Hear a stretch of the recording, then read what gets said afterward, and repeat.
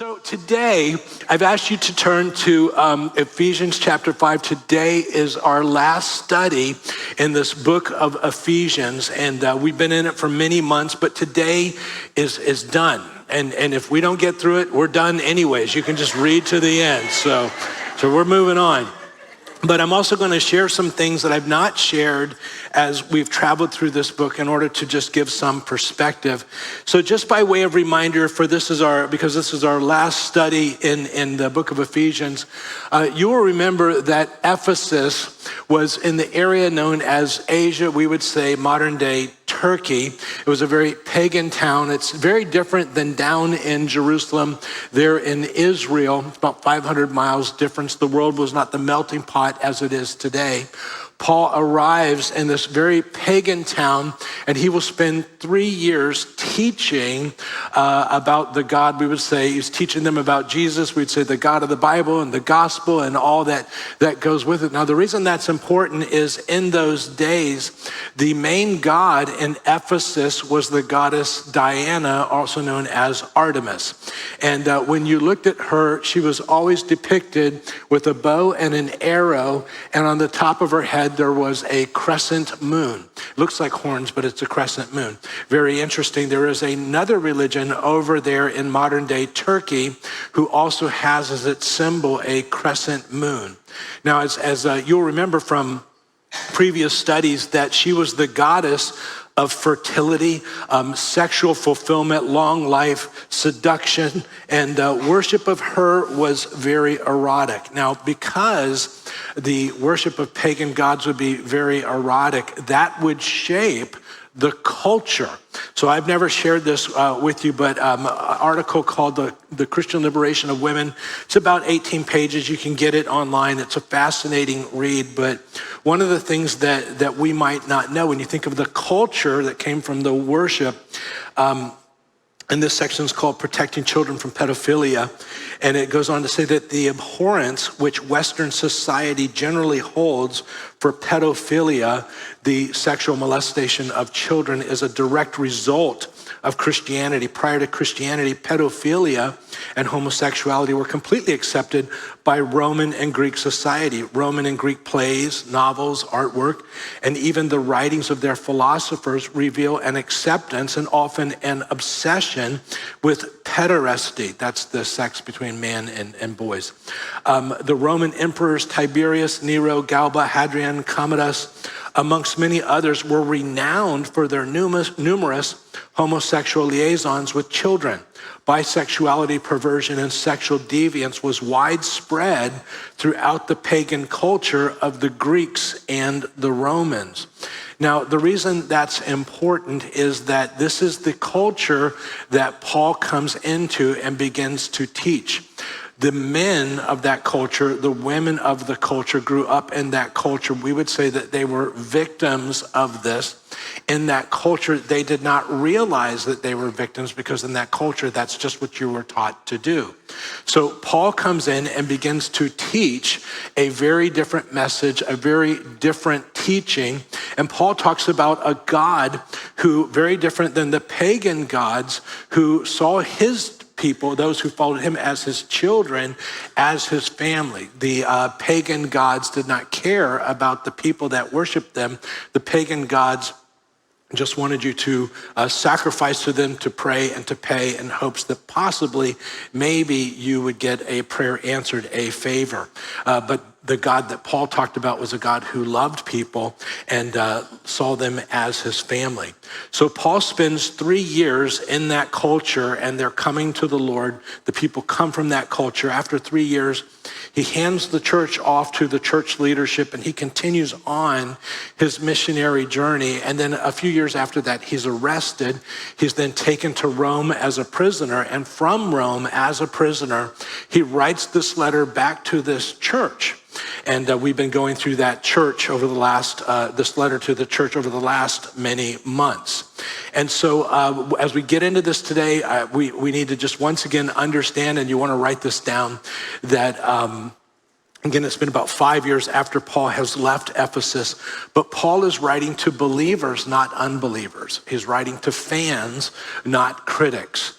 And so these people who'd come from that kind of culture based upon their former religious background, their cultural background, they're asking the question, how do we now as Christians, how do we do marriage? How do we do family? How do we do life? How do we do business? So in chapter 5, verse 1, I'm gonna hop, skip, and jump as we go.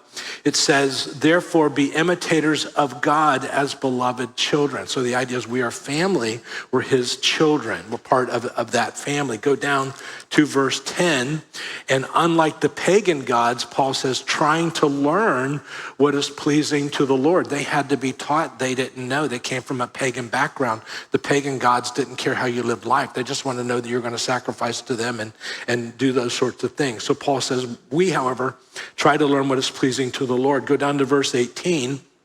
We spent some time on this, and it says, do not get drunk with wine, for that is dissipation, but be filled with the Spirit. When we were there, we talked about Paul doesn't say you can't have a glass of wine. He's saying don't be a drunk. But there he says the emphasis is on being filled with the Spirit, which led to the question, what does it look like in relationships when people are filled with the Spirit? So down in verse 21, it says, and be subject to one another in the fear of Christ. And so the idea is that as believers, when we're Spirit-filled, filled with the Spirit, we're not demanding our way. We're giving other people, preference. And so there's not this demanding as you would have in that pagan culture. Verse 22, it says, wives, be subject to your husbands as to the Lord. And we took a week and we talked about that ladies, you're to treat your husbands as though they are Jesus. And so again, we took a week to talk about that. Well, then you'll recall that the ladies got 3 verses or so on how to deal with their husbands, but the men got the whole rest of the chapter being taught how to deal with their wives.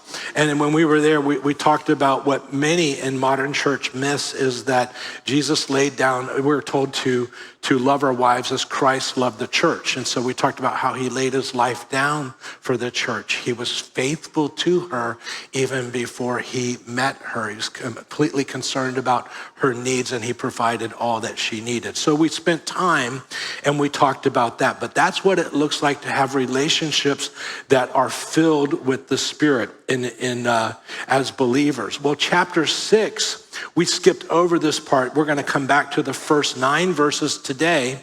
And Paul is going to just continue the conversation on relationships. So verse 1, the next relationship, he just says, children, obey your parents in the Lord, for this is right. Now keep in mind, Paul is writing to believers. This is going to be speaking to little children in this verse. We'll unpack that. But if the children in this verse were believers, it's because the parents were believers. They didn't have things like vacation Bible school or Sunday school or things like that. So the only way the little children understood a relationship with the Lord in that culture was because their parents had already become believers. So he says, children, obey your parents in the Lord, for this is right. Now, another way of translating that verse, equally acceptable there in your outline, children, obey, the word there is going to be hypokouo, your parents, and then you want to underline, as you would the Lord, because this is right. So Paul tells children, these are believing children, their parents are believing parents, to obey their parents just like you would obey Jesus, And the word there, obey, hypokouo, just means to hearken, to be obedient, to obey. So write this down. Younger children are expected to obey parents. And again, Paul is writing to believers. We would say that they are Spirit-filled believers. Now, there's going to be 2 reasons for this. First of all, Paul says, because it's right. Children have to be taught to obey their parents, because if they don't, it leads to anarchy, both in the family and then ultimately in society. And we'll talk about that. And then second of all, he says, as you would to the Lord. So what he's saying is obeying your parents, to these little children whose parents were believers, would be just part of their relationship of the Lord. That's just how you live out your walk with the Lord. All relationships that Paul points to, last chapter and this chapter, are going to be defined by our relationship with the Lord. That's what he's going to point to. So here, when he says, children, obey your parents, it's important to note that children have to be taught to obey.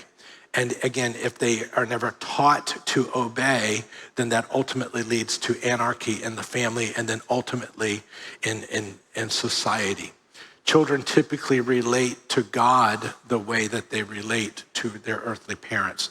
So if you have parents that are very rigid and harsh, you tend to grow up and relate to God that way, as though God is rigid and harsh. So the parents need to be representing the Lord. But if they're not taught to obey their parents, then they're not taught to obey authority. And then ultimately, if they're not taught to obey their parents, then they're not taught to obey God. And so if they're not taught to obey their parents, then what happens if they only obey their parents when they want to, then later on they will only obey God when they want to. And that leads to great problems. Now, this is where I always question, what do I share and what do I not share? In our family, we have 12 children. We are related to another family and they have one child. And Cheryl and I have said that it's easier for us to move 12 children than it is for them to move one child.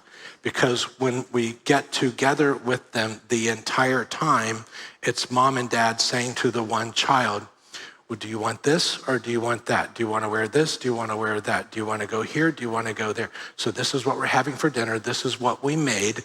Do you want, oh, you don't want that? Well, what do you want? Do you want mommy to make you something else? You don't want that? You want mommy to go to McDonald's and get you something? Well, mommy doesn't want to go to McDonald's, but if you want mommy to go to McDonald's, we will do that. But that's not what mommy wants to do. Well, we're going to leave. We're going to go in 5 minutes and you have to be ready to go. So 5 minutes comes and goes and they say, well, it's time to go. We've said, Mom, we're leaving in 5 minutes. It's 5 minutes. It's time to go. Well, you don't want to go? Well, how long do you want to stay before we go? So we need to go because we have to go to this next place. Well, that's it. If you're not going, mommy's going to begin counting. 1, 2, 3, and then you get to the end, and then there's another 5 minutes, and then it just starts all over. You guys feeling me on this?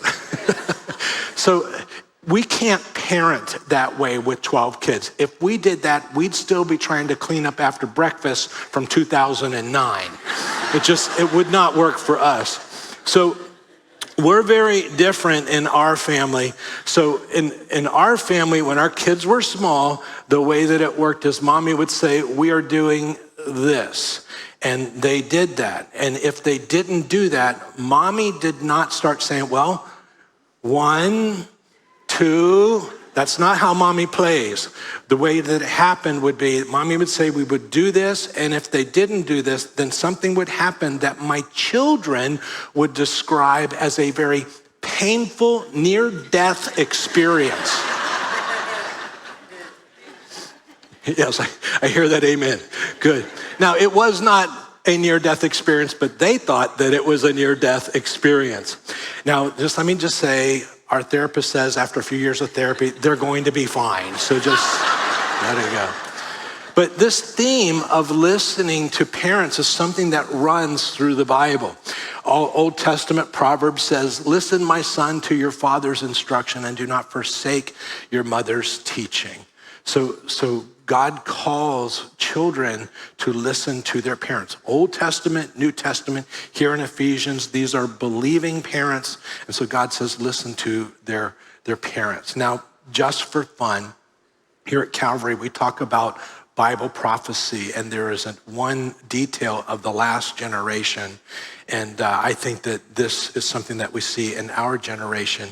It says there in your outline, Paul writes, he says, but mark this, there will be terrible times in the last days, we'd say last generation. People will be lovers of themselves, lovers of money, boastful, proud, abusive, disobedient to who? their parents. It's going to be a sign of the last days. And what we are seeing in the family that I just described, that parents are not teaching their child to obey. The child is teaching the parents to obey. And it's not going to turn out well. So Paul says they need to obey, but they have to be taught that. Now, teaching children to obey reinforces the next verse. Again, I've put this on your outline. It says to honor your father and mother. The word there for honor is timeo, the father and mother, which is the first commandment with a promise. I've underlined promise, so that it may turn out well. The word there is you, for you, and that you may live long on the earth. So here, younger children are expected to obey their parents, whereas the older children are expected to honor their parents. And this would refer to adults. The word honor there, timeo, to honor with reverent service, to treat with honor, to manifest consideration toward. The way that you honor your parents is by how you conduct your life. And you ask the question, would this decision, would this activity, would this relationship be something that would be honoring to my parents? So here they would be asked to honor, to ask how would this behavior, activity honor? In this case, they're believing, we would say, spirit-filled parents. How is their decision making? How is that honoring to them? Here's why. If what we are doing, and we can't say what I am doing is honoring my parents, then there's a very good chance that what I am doing is not honoring the Lord. Would that make sense? And so we honor our parents. Keep in mind that this is written to believers. It's not written to unbelievers. Honoring is very different than obedience. So we can always do things that honor our parents, whether they're believers or not, but that's not always obedient.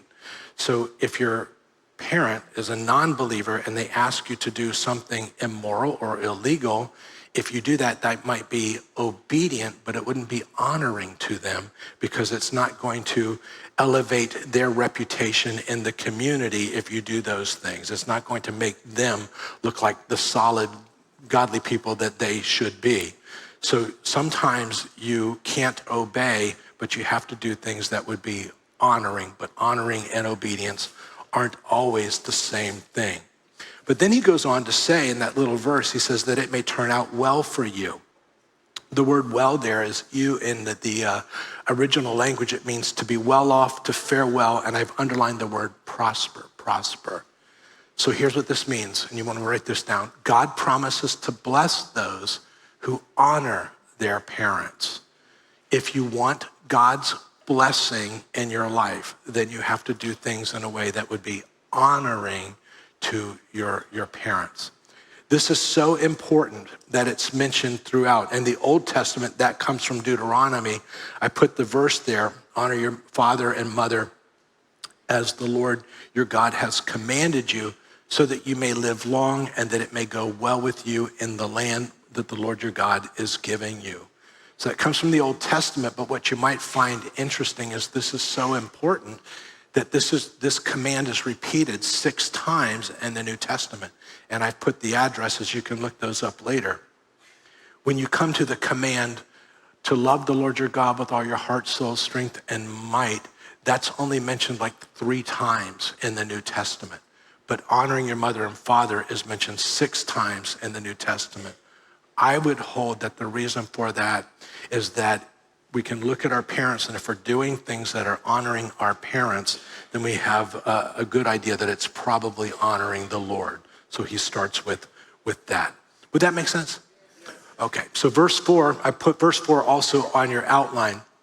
And in verse 4 it says, and you fathers, the word there is pater, very important, provoke not or exasperate not your children to wrath or resentment, but underline, bring them up, ektrepho, in the nurture and admonition of the Lord. Now, one of the things I want you to do today, when you understand the Ephesian culture and what's taking place, there on your outline, I put look up pater familias. Does everybody see that? So today when you go home, type that into your computer and look at all the ways that that's explained. That was the law of the land in the Roman Empire, which Ephesus was part of. This would not be how it is in Israel, but Israel was not pagan. But in the pagan world, this was the law. And when you look at that, what that means, and again, this is from the article, Christian Liberation of Women. It's about 18 pages. I only have about 3 pages here just to highlight what I wanted to say today. And look it up and you'll see there's a lot more. But under the Roman law of pater familias, a man had supreme, absolute power over his children. He could even execute his married daughter. He had full authority to chastise, even to beat to death his wife, even his grown children, including grandchildren. Under that law, if a woman gave birth to the child and the father said, I don't want the child, the father had full legal right under the Roman Empire to just put that child in a field and let it die. This was the culture that Paul goes into, and they're becoming believers. And so now Paul is going to teach them that we don't do things like that. So Paul's going to say it very differently. Paul says there on your outline, and you fathers, pater, provoke, exasperate not your children to wrath, but bring them up in the nurture and admonition of the Lord.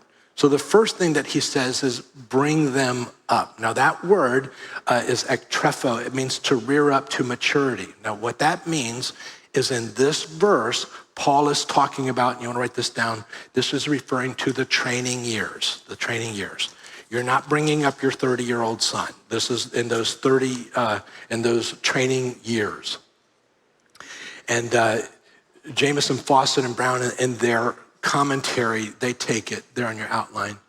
During the training years, provoke not, irritate not by vexatious commands, unreasonable blame, and uncertain temper, lest they be discouraged. So the rule in those days, if a dad didn't like it, he could just have an explosion of anger, and that was fine. That's just because he's the dad and he was allowed to do that. So Paul says, no, the way that we parent in the Lord is we don't do things that lead them to ultimate wrath against us or discouragement. We're not going to destroy them emotionally. We're not going to use undisciplined discipline against our children, where the parent has this explosive temper and they just start swinging until they're done. If you ever go into the social sciences, you'll learn that anger is considered a control mechanism. And when parents use anger towards their children, what happens is you will get immediate results. They will come back into line very quickly. But if you parent that way with this continuous anger, what takes place is you get immediate results, but you begin to destroy your future relationship with your children. So Paul says that's not how we do things as believers. So again, Paul is writing to the Ephesian dads who come out of a very different cultural background, and that they're learning a whole new way of parenting. So we don't do that. So what do we do? He says, first of all, we're going to say teach them, write that down. And the word in the verses, nurture, some of your Bibles will say training. Just means tutorage, education or training, by implication, disciplinary correction, instruction, or nurture.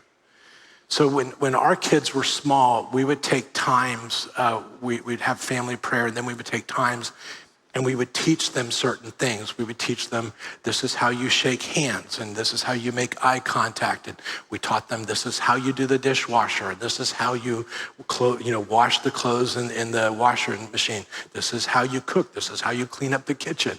This is how you greet people. This is how when somebody comes to the door, how you greet them at the door. You don't just lay on the couch, but you greet them at the door. Now, I will tell you, we're like you. If somebody comes to our door, we hide behind the couch.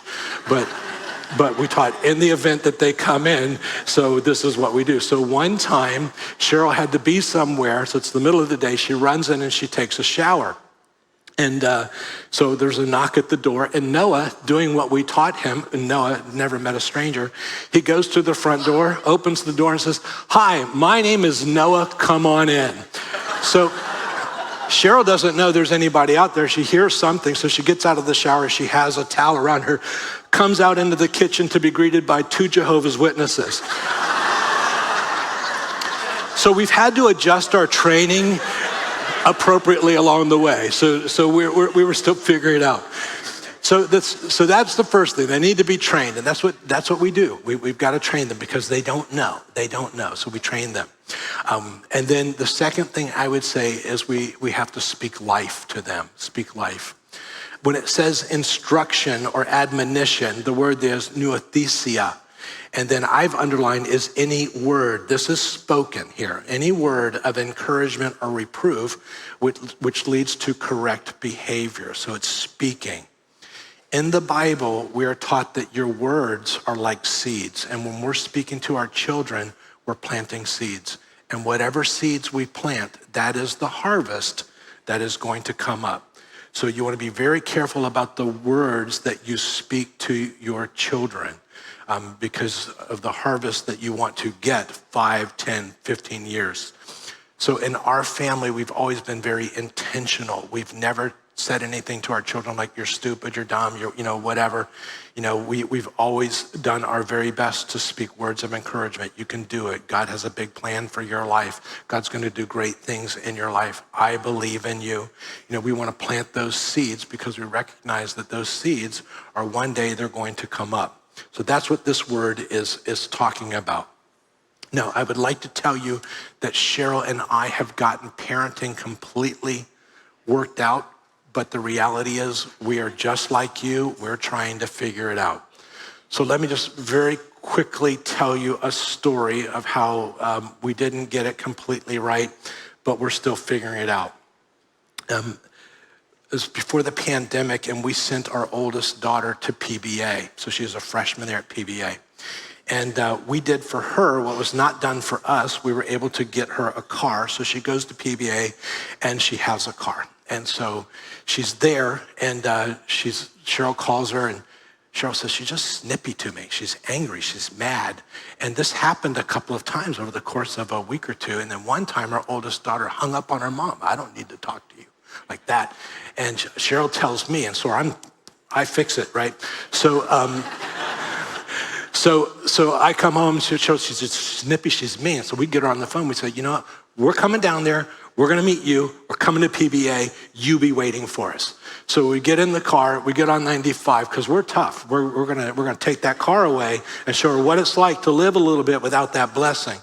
So we're driving down I-95, and we get down to Palm Beach Lakes Boulevard, and I say to Cheryl, "So before we go see her, you want to swing by Red Lobster? Because they have those biscuits. Don't they have the best biscuits?" And she's like, "Yeah." And I go, "We could solidify our plan to make sure that we know what we're doing."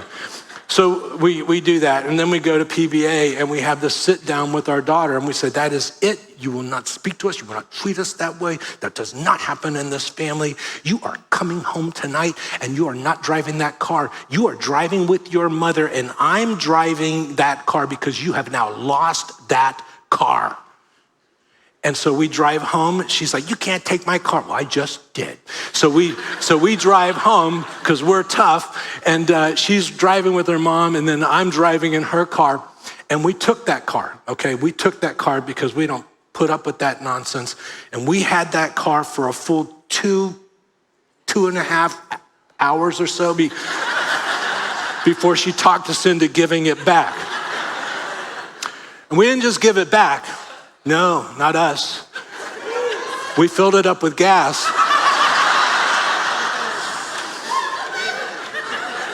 And then her mom put $100 in her bank account so she'd have a little walking around money.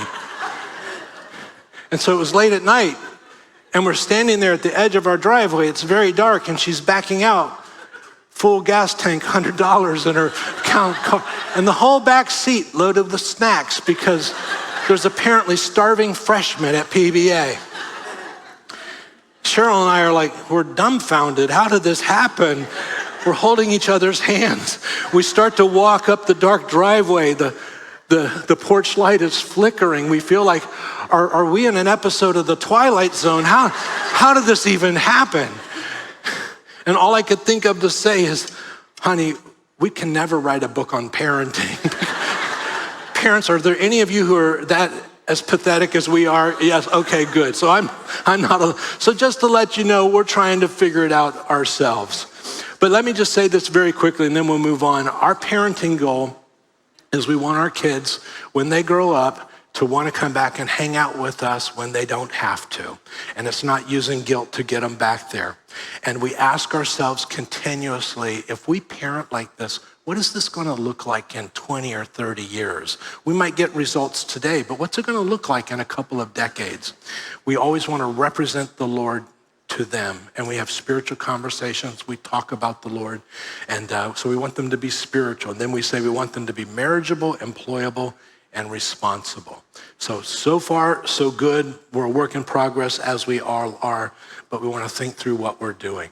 Well, that's that part. Now we're going to come to the next part. And we're going to go very fast through this because time is leaving us, but we're going to look at the context, and then we're going to look at the application.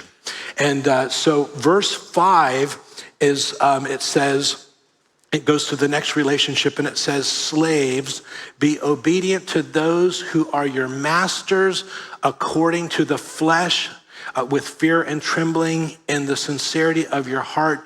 And then you want to underline, as to Christ, as to Christ. Now, here's what you need to know. There are those who say that Christianity somehow endorses slavery. Let me give you a little bit of background here. This is a fantastic book. I encourage you to read it. It's called How Christianity Changed the World. Christianity changed the culture of pedophilia. It also changed the world as it relates to slavery. And so when you come to this one chapter, slavery abolished a Christian achievement. What most people don't know is it says by the time of Christ, slaves made up an estimated 75% of the population in ancient Athens, and well over half, over 50% of the population in the Roman Empire. So Christianity did not endorse slavery. It was birthed in an environment where more than half of the people were actually slaves. And so now you have people coming to the Lord, and in that early church, they began to say, well, what did Jesus say? Well, there on your outline, I'm taking the verses from here, putting it on the outline. They would look at this and they'd say, Jesus said, the Spirit of the Lord is upon me because he anointed me to bring good news to the poor. He has sent me to proclaim release to the, what's that word? Captives. Now, I didn't have room to put it on your outline, but the word captives means to be taken by the sword. What they would do is they would go out, the armies would go out, they would capture people by the sword. Once they captured them, those that they let live, they would sell as slaves. Jesus said, I came to proclaim release to the captives. And the word is those who are captured by the sword is what the word means. Then Paul the apostle to the early church, he taught this. He says, there is no Gentile or Jew, circumcised or uncircumcised, barbarian, Scythian, and then you want to underline slave or free, but Christ is all and in all, which caused the Christians in the early church, go one page over, and it says, very different than the Romans or the anybody else in that time, Christians interacted with slaves as they did with free men. Slaves communed with Christians at the same altar. This behavior contrasted sharply with that of the Romans who held slaves in contempt. So in the early church, there might be a slave that comes to church because of his walk with the Lord. He's an elder. Then the master comes to church and he's not an elder, but he attends the church. Paul's going to talk about that relationship. And then if you read any book on church history, you're going to hear these stories. This is how it was in the early church. By the way, Christian History Made Easy is probably the best beginning church history book on the planet. If you ever want to do a small group, it's fantastic. Comes with DVDs. You don't have to have any background. You can just facilitate, and it teaches. Church history tells stories like this, and there are hundreds of these stories.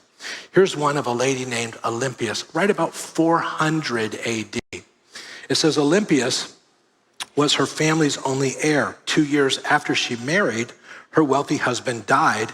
At the age of 25, she was one of the richest people in the empire. To the chagrin of nearly everyone, Olympias chose not to remarry. She surrendered her life to Christ, and she used her wealth to purchase slaves and to set them free. Her church recognized her as a deaconess. The early church would purchase slaves and set them free. You have heard that it was Christians that enslaved people. Well, you and I live in a very interesting society, don't we? Where if a man says, I identify as a woman, we all say he identifies as a woman, therefore he must be a woman. And so society expects us to play along with the charade, you might say. He's not a woman, in case you were wondering. So here's the thing. There are those who say Christians did that. Well, Jesus would say, he said he came to set the captives free, right? So Jesus says in Matthew 7, he says, on that day, many will say to me, Lord, Lord, did we not? And they list all the things that they did. And he says, depart from me, you who practice lawlessness. I never knew you. You see, in our society, if we say, I identify as, therefore we must be. But in God's economy, you can say, I identify as a Christian. But the point is, you can say, I identify as a Christian. But what's more important is that Jesus recognizes you as a Christian. And if you're doing the exact opposite of what the Bible teaches, then you might not be. Does that make sense? Okay, so we're gonna go through this very fast in the 1 minute and 51 seconds that we have. So verse 5, their context was slavery. Our context will be employment. And it says, servants, I put this on your outline, servants, be obedient to them that are your masters according to the flesh. I'm not gonna get into the wording. With fear and trembling, respect and fear is another way of translating that, in singleness of your heart, as unto Christ. And so employees, in their case, it would be servants or slaves. Serve your bosses like they are Jesus. That's the ethic. Verse 6, it goes on in your Bible, not by way of eye service while they are watching, not as men pleasers to get their acceptance, but as slaves of Christ, higher ethic, doing the will of God from the heart. Verse 7, with goodwill render service as to the Lord and not to men. So there I work like I'm serving Jesus, regardless of the condition. Verse 8, knowing that whatever good thing each one does, this he will receive back from the Lord, whether slave or free. This applies to all of us. Here's what God is saying, that God will reward faithful service. So we work as unto the Lord, regardless of the circumstance, and allow God to work in the circumstance. Verse 9, there on your outline, and masters, treat your slaves in the same way, or the same way, underline that, without threatening them, because you know that both their master and yours is in heaven, and there is no favoritism with him. Very interesting. He says, masters, in the same way you treat your slaves. So in the first verse we looked at, the slaves were to treat their masters like Jesus. He says, in the same way. The golden rule says, do unto others as you would have them do unto you. That's good. Here, when it comes to masters and slaves, Jesus takes the ethic even higher. And he says, from this point on, you treat your slaves not like you want them to be treating you, but you treat them like they are Jesus in the same way. So there you want to write down employers in our text tense, treat your employees like they are Jesus. That's why Christianity destroyed slavery everywhere that it went. And not everybody who identifies as a Christian is actually a Christian. The reason for that here, he says, because your master's in heaven, there's going to be an ultimate judgment. And that's why you treat them like Jesus. Well, with that, did you find that interesting today? Good. So after the service, you can share in communion. This concludes our study in Ephesians. Let's go ahead and close in prayer. Father, thank you for your word. Thank you for the things that you share, that you show us. Help us, Lord, to be lights shining in a very world that's becoming much more dark. Help us to understand the truth as we go forward. And I pray, God, that you keep each and every one of us till we meet again. It's in Jesus' name that we pray. And all God's people said, amen. God bless you guys. We love you. We'll see you next time.